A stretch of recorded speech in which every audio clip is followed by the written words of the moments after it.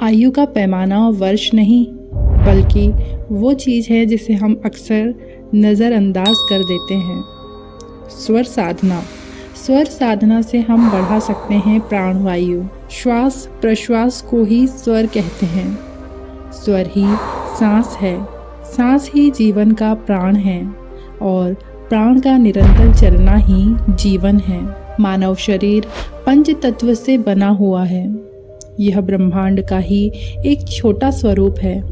कहा गया है कि यत पिंडे तट ब्रह्मांडे, यानी जो शरीर में है वही ब्रह्मांड में है। ईश्वर की असीम कृपा से जन्म के साथ ही श्वास प्रारंभ होती है। एक तरीके से स्वरोदय का ज्ञान मिलता है। यह विशुद्ध वैज्ञानिक आध्यात्मिक ज्ञान दर्शन है, प्राण ऊर्जा है, विवेक शक्ति है। स्वर साधना से ही हमारे ऋषि मुनियों ने अनुभव से भूत भविष्य और वर्तमान को जाना। अब यह मनुष्य के हाथों में है कि इस श्वास विज्ञान का वह उपयोग करता है, उपभोग करता है या कुछ नहीं करता। मनुष्य की नासिका में 2 छिद्र हैं, दाहिना और बायां।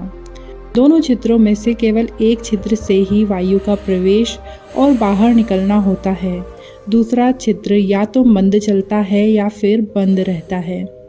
जब दूसरे छिद्र से वायु का प्रवेश और बाहर निकलना होता है तो पहला छिद्र स्वतः ही स्वाभाविक रूप से बंद हो जाता है, अर्थात एक चलित रहता है और दूसरा बंद हो जाता है।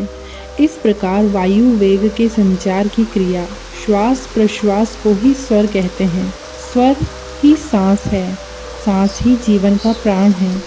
स्वर का निरंतर चलना ही जीवन है और स्वर का बंद हो जाना मृत्यु। जब दाहिनी नासिका से श्वास लेते हैं तो मस्तिष्क का बायां भाग एक्टिवेट हो जाता है। इसी प्रकार जब बाईं ओर से श्वास लेते हैं तब मस्तिष्क का दाहिना भाग एक्टिवेट हो जाता है। इसलिए प्राणायाम किया जाता है। प्राणायाम का मुख्य उद्देश्य श्वास को लयबद्ध करना है और श्वास का संचय करना। जैसे अनुलोम विलोम में श्वास यदि 4 सेकंड में अंदर लेते हैं, फिर 8 सेकंड रोकते हैं और फिर 4 सेकंड में छोड़ते हैं। योगी व्यक्ति धीरे धीरे रोकने वाला समय बढ़ाता है। यह बढ़ते बढ़ते समाधि हो जाती है। इसलिए ऋषि मुनियों की आयु कई 100 वर्ष तक हो सकती थी। आयु का निर्धारण साल महीना दिन समय से नहीं बल्कि श्वास से है। श्वास अर्थात प्राणवायु, प्राण ऊर्जा अर्थात शक्ति। हर जीव जन्म के साथ ही यह श्वास शक्ति अपने साथ लेकर आता है। इसलिए भोगी की आयु कम और योगी की आयु अधिक बताई गई है। इसके पीछे भी श्वास है। जितनी तेज श्वास चलेगी उतना श्वास का बैंक बैलेंस भी कम होता जाएगा। जीवों में कछुए की आयु बहुत होती है। साधारणतया स्वर प्रतिदिन 1-1 घंटे के बाद दाएं से बायां और बाएं से दायां बदलता है। इसलिए एक स्वस्थ व्यक्ति दिन रात अर्थात 24 घंटे में 21,600 बार श्वास लेता है। नासिका के दाहिने छिद्र को दाहिना स्वर, सूर्य स्वर और पिंगला नाड़ी के नाम से जाना जाता है और बाएं छिद्र को बायां स्वर, चंद्र स्वर और ईड़ा नाड़ी के नाम से जाना जाता है। स्वरों के आधार पर बहुत चीज़ों का निर्धारण किया जाता है। पुरुषों के लिए दाहिना स्वर और महिलाओं के लिए बायां स्वर शुभ होता है। इसलिए किसी भी शुभ कार्य को करते समय या किसी महत्वपूर्ण निर्णय लेते समय अपने चलते हुए स्वर को अवश्य देख लेना चाहिए। स्वर का पता लगाने के लिए हथेली को नाक के आगे लगाते हुए श्वास बाहर फेंके। जिस नासिका से तेज हवा बाहर निकले वही स्वर चल रहा है।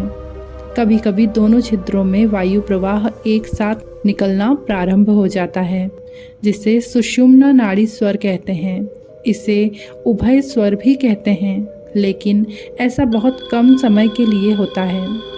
ऋषि मुनियों ने स्वरों को साधकर सातों चक्र को जागृत कर रखा था, जिससे उनको घटनाओं का पूर्वाभास हो जाता था, यानी इंट्यूशन हाई रहता था।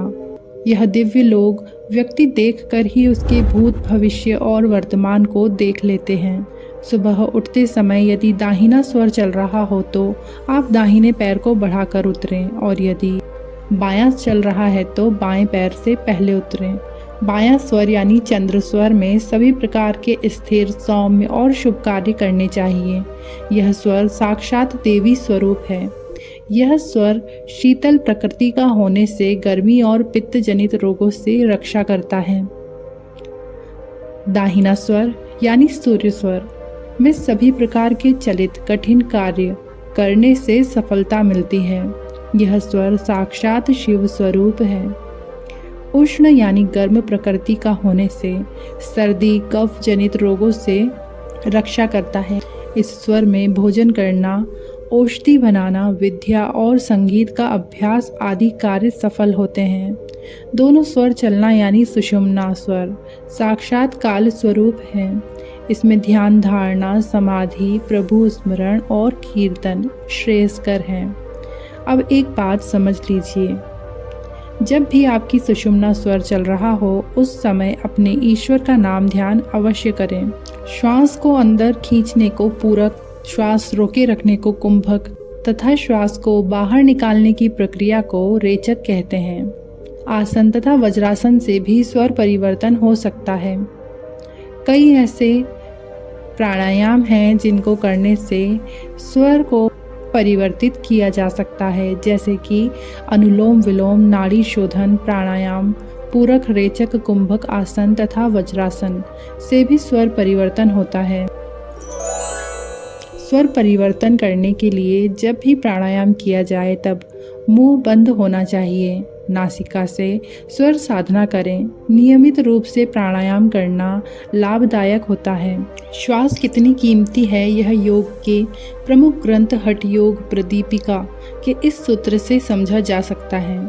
यावद्वायु स्थितो देहे तावज्जीवनमुच्यते मरणम तस्य निष्क्रांतिः ततो वायुम निरोधयेत। अर्थात जब तक शरीर में वायु है तब तक जीवन है।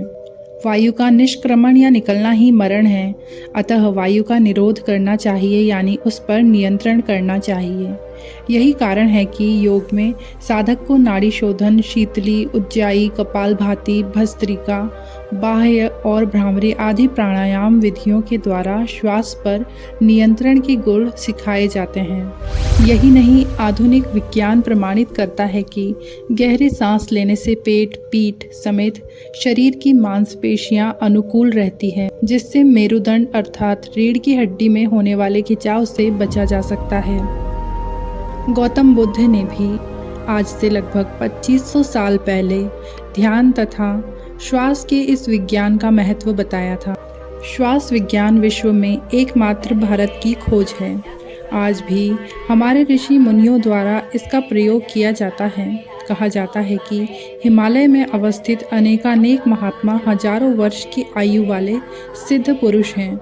आज आवश्यकता इस बात की है कि इस श्वास विज्ञान को पोषित, प्रचारित किया जाए, राष्ट्रहित में शोध किए जाएं तथा विश्व पटल पर इनका प्रचार प्रसार करके भारत को पुनः विश्व गुरु पद पर स्थापित किया जाए। स्वर विज्ञान को समझना, जानना तथा प्राणायाम के द्वारा इसको सही रूप से नियंत्रित करने की प्रक्रिया एक शुरुआत भर है सप्त चक्र जागरण तथा कुंडलिनी जागरण की।